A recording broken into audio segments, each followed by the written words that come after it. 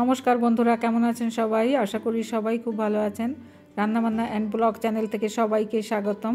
আজকে আবার নতুন ধরনের একটা রেসিপি নিয়ে হাজির হয়ে গেলাম। আজকে আমি রান্না করব পেঁয়াজের দোরমা। পেঁয়াজের দোরমা রান্না করার জন্য আমি 7 পিস পেঁয়াজ নিয়ে নিয়েছি। পেঁয়াজটার ভেতর থেকে এইভাবে আমি কিছুটা পেঁয়াজ তুলে একটা গোল মতো বাটি মতো বানিয়ে নেব।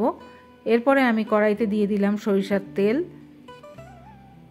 তেলটা একটু গরম হয়ে গেলে আমি মিহি করে কুচিয়ে নেওয়া পেঁয়াজ দিয়ে দেব। পেঁয়াজের দোরমা বানানোর জন্য আমি একটা পুর বানিয়ে নেব। পেঁয়াজটা একটু ভাজা ভাজা হয়ে গেলে একটু হালকা ভেজে নিতে হবে। এরপরে দিয়ে দেব আমি 1 চামচ আদা বাটা, 1 চামচ রসুন বাটা। আদা রসুনের পেস্টটা দেওয়ার পরে একটু ভালো করে ভেজে নিতে হবে।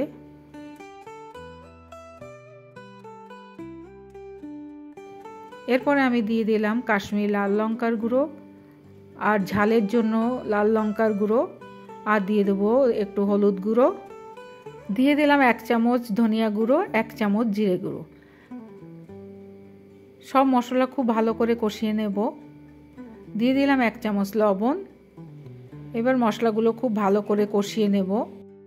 মশলা থেকে তেল ছেড়ে আসা পর্যন্ত আমি খুব ভালো করে কষিয়ে নেব। এরপরে আমি দিয়ে দেব একটা টমেটো বাটা। সব মশলা খুব ভালো করে কষিয়ে নেব। দিয়ে দিচ্ছি চিকেন কিমা। খুব ভালো করে চিকেনটা দিয়ে কষিয়ে নিতে হবে।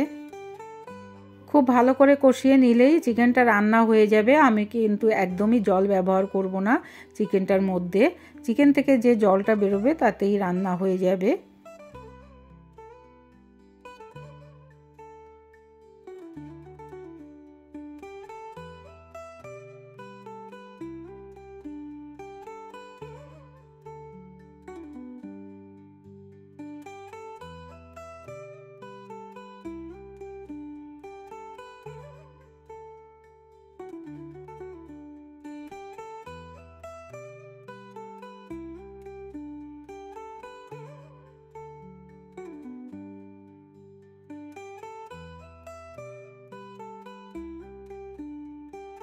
দিয়ে দিচ্ছি বড় চামচের 2 চামচ বিস্কিটের গুঁড়ি। বিস্কিটের গুঁড়িটা দিয়ে খুব ভালো করে চিকেনের সাথে মিশিয়ে নেব।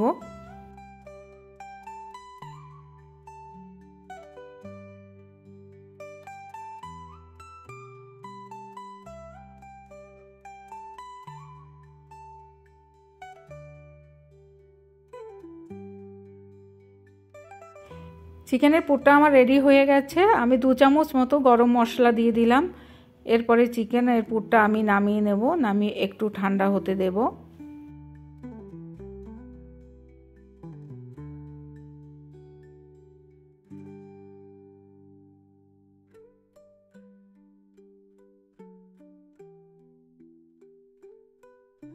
চিকেনের পুরটা আমার ঠান্ডা হয়ে গেছে। এরপরে আমি পেঁয়াজের মধ্যে ভরে নেব। একটু চেপে চেপে ভরে নিতে হবে। দেখেই বুঝতে পারছেন আমি কিভাবে ভরে নিচ্ছি।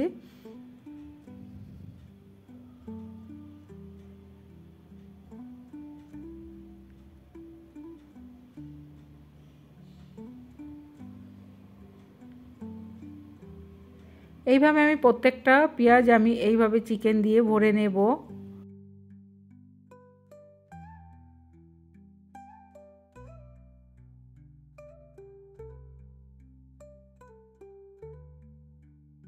অন্যদিকে কড়াইতে আমি দিয়ে দিলাম সরিষার তেল। সরিষার তেলটা দিয়ে আমি দিয়ে দিচ্ছি 2টো দারচিনি, 3টে এলাচ আর 2টো লবঙ্গ। দিয়ে খুব ভালো করে ভেজে একটু গন্ধটা ছাড়লে দিয়ে দিচ্ছি পেঁয়াজ কুচি। আমি 2টো পেঁয়াজ কুচিয়ে নিয়েছি মিহি করে, সেই পেঁয়াজ কুচিটা দিয়ে দিলাম। খুব ভালো করে ভেজে নেব। এরপরে দিয়ে দেবো আদা বাটা, রসুন বাটা। আমি 1 চামচ আদা বাটা, 1 চামচ রসুন বাটা দিয়ে খুব ভালো করে কষিয়ে নেব।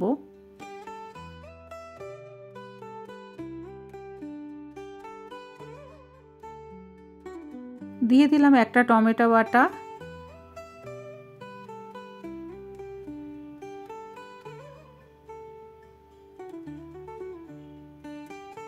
এরপর আমি দিয়ে দেব 1 চামচ লাল লঙ্কার গুঁড়ো, 1 চামচ কাশ্মীর লঙ্কার গুঁড়ো, দিয়ে খুব ভালো করে কষিয়ে নেব। দিয়ে দিচ্ছি 1 চামচ হলুদ গুঁড়ো, দিয়ে দিচ্ছি 1 চামচ জিরা গুঁড়ো, দিয়ে দিচ্ছি 1 চামচ ধনিয়া গুঁড়ো আর দিয়ে দেব লবণ। এরপরে সামান্য একটু জল দিয়ে ভালো করে কষিয়ে নেব।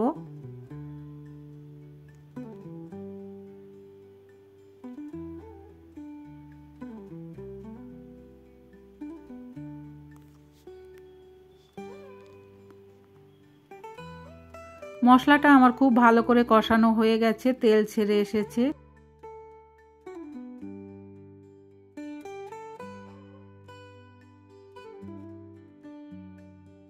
এরপরে আমি যে পুর ভরে রেখেছিলাম পেঁয়াজগুলো, সেই পেঁয়াজগুলো এই মশলার উপরে এক একটা করে বসিয়ে দেব। এরপরে আমি ঢেকে দিয়ে রান্না করে নেব।